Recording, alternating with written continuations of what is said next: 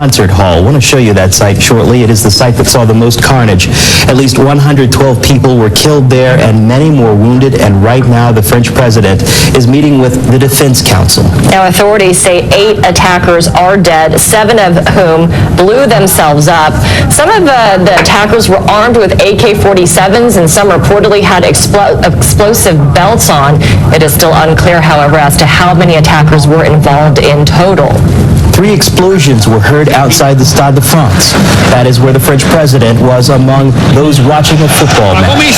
An intelligence source tells us at least one blast appears to have been a suicide bombing. At least 4 people died at the stadium. Now, Parisians are being asked to stay indoors, though some are determined not to let terror win and opened their market stalls. President Francois Hollande said France will be ruthless in its response and praised first responders. We want to go now to some live pictures, if we can get that up. As we said, the Defense Council is meeting with the French president. Here is a live picture of the Élysée Palace in Paris, where, again, Mr. Hollande is holding a Defense Council meeting this hour. It just convened, and the president has vowed, as we said, a, quote, ruthless response to those terror attacks, which he described to be an abomination. CNN is live in Paris this hour. Our senior international correspondent, Fred Pleitgen, standing by live for us. Fred, many Parisians are waking up to this news. They're reading these headlines, they're understanding, trying to make some sense, if any sense, of what happened. The investigation is happening as we speak. What more do we know about the investigation and the headlines that people are reading this day? Well, the headlines certainly are something that people here are waking up to, and the headlines certainly are quite grim this morning. In fact, we were looking at the morning papers, and one that stood out to us was Le Parisien saying, "Cette fois, c'est la guerre," which means this time it is war. And that, of course, referring to the fact that these attacks took place, that there was so much carnage in these attacks, but also, of course, the way that these attacks were conducted, the fact that you had multiple attacks that seemed pretty clearly to be coordinated, the fact that some pretty heavy weapons were used in these attacks, assault rifles, the fact that 8 of these attackers were killed and 7 of them were wearing suicide vests, and 7 of them managed to detonate those suicide vests. So all of that points to many of the publications here in Paris saying that this is a new quality of terror that has come to the city, and it certainly is something that is indeed frightening a lot of people. I mean, you just said it, the government here has told people that it would probably be better for them if they stay inside, to only venture out if they absolutely have to. Judging from the scenes that we're seeing here on the streets, not everybody is adhering to them. Many people, of course, are trying to make a statement here and saying that they're not going to be intimidated by terrorists. But at the same time, many people here are very concerned also in light of the fact that at this point in time, George, it's not clear whether or not the 8 attackers that were killed were really the only ones who were involved in this attack, or whether or not there might still be others at large. So all of these things certainly are weighing on Paris on this Saturday morning. It's reflected in the headlines in the newspapers. It's reflected in the mood of the people. And at the same time, as you said, there is that Defense Council meeting going on right now, as the French government, as the French president have vowed that there will be a strong response to this. And Fred, you point out there certainly is concern. You know, the number of wounded, we say wounded, but people may have been seriously hurt in that, and there's concern that the number of casualties could rise. At the same time, it's still unclear exactly how many people, how many shooters, how many people might have been involved in this situation. Can you tell us what's the latest that we know from the French prosecutor? And we understand that there's a news conference that is set for later this day.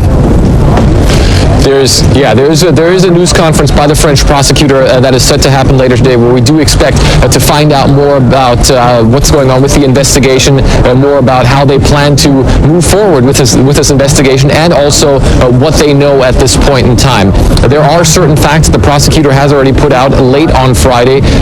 That is in part to the fact that it was 8 attackers that were killed by the authorities here, 4 of them in the area behind me in that theater theater where that rock concert was going on.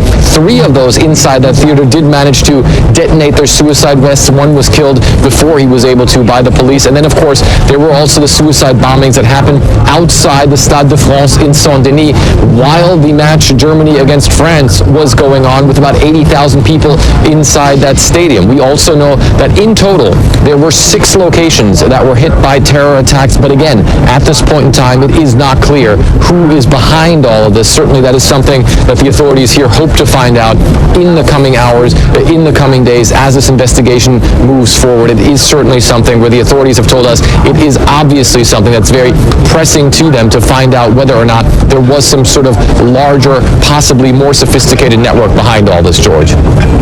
9:06 in Paris, where people are just waking up to this news and learning more about what happened overnight. Fred Pleiken live for us there. Fred, thank you so much for your reporting. Well, now the attacker struck 6 locations in total in the French capital and a suburb. We want to show you a map now, and you can see where the attacks took place, including a busy concert venue, restaurants and bars, and a French national stadium. At France's national stadium outside Paris, football fans were petrified after 3 blasts were heard nearby. And this video shows them rushing out in panic. Just look at that. Sports network ESPN reports that fans were told to avoid certain stadium exits due to, quote, events outside. But they were not told just how terrifying the violence was in the city. One eyewitness says he was in awe. C'est assez confus en fait, parce que nous on a entendu 2 explosions. Bon, au départ je pensais que c'était... There was confusion. We heard 2 explosions, but at the beginning I thought that they were agricultural bombs. And there had been lots of rumors inside the stadium. We were at Gate E. It exploded just nearby. It's true that it was noisy, but I thought that it was only agricultural bombs. But then there were rumors. We heard about a shooting. There was a lot of confusion inside the stadium. A very frightening crowd crush happened with people on the ground. And as we mentioned before, the French President Francois Hollande was among the soccer fans at that stadium. Quickly evacuated, but again, there were so many people, Amara, who were just there, who didn't quite understand the extent of what was happening until eventually they did start to file out, and they did understand how intense the situation was. Yeah, we were actually, my husband and I were actually watching the football game live on German TV, and we heard the announcer say, we just heard an explosion, and we understand that the president of France has been escorted out. So even as a viewer, we understood something serious was going on. A Paris journalist inside the Bataclan concert hall described it as 10 horrific minutes as the gunman opened fire. Concert goers, they were watching an American rock band perform when the terrorists stormed into the building. The journalist says 2 attackers, that they were calm, they were determined, and they fired randomly, killing at least 112 people before the siege came to an end. Now, 4 attackers died when police raided the concert hall. SWAT team saved 100 hostages. Another man who was inside the Bataclan during the ambush explains what he saw, but instead of going to that, we want to take you live to German Chancellor Angela Merkel. She is responding to these Paris attacks. Let's take a listen. Fear. I would like to tell all the French people in this place. We, the German friends, we are so close to you. We cry for you. We will fight the battle against terror. In my thoughts, there are 160 people that whose lives have been taken, and their families. Germany is feeling for you and is there for you with your head of sadness. The people that we are saddened for in the restaurants, in the concert hall, or on the open street. They wanted to live a free life in a city which is free. But instead of that, they found murder. And these people hate freedom. This attack on freedom is not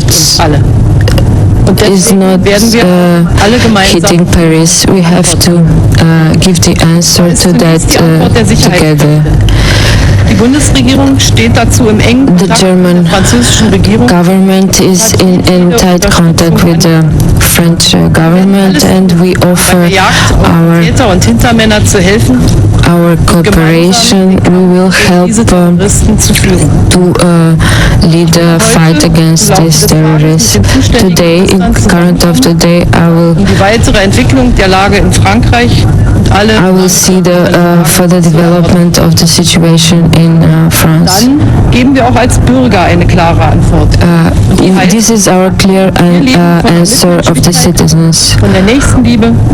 We live from the love of friendship, love of next, and have respect of other people and tolerance for other people. We know that our free life is stronger than any terror. Let them give the terrorists our reply. These values are for all of the Europe, and this is more than ever. Thank you very much.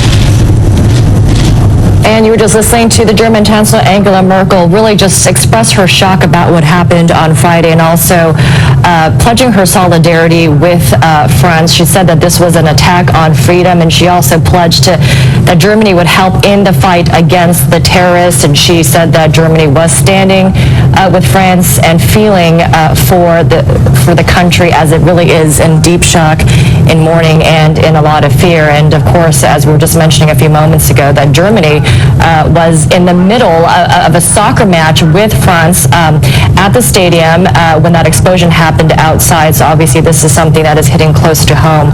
But again, you heard there Ms. Merkel saying that expressing her solidarity with the country in this really difficult time and the tough times that are ahead. As we've heard from Germany, we've heard also from the United States and Russia, and of course we will hear more from leaders given what happened there in Paris. Well, we're going to take a short break. When we come back, the Paris attacks have shocked the world. Coming up in our breaking news coverage, the steps U.S. cities are taking to step up security. Plus, as we mentioned, messages of support, they are coming in from around the world. What we are hearing from some of France's closest allies.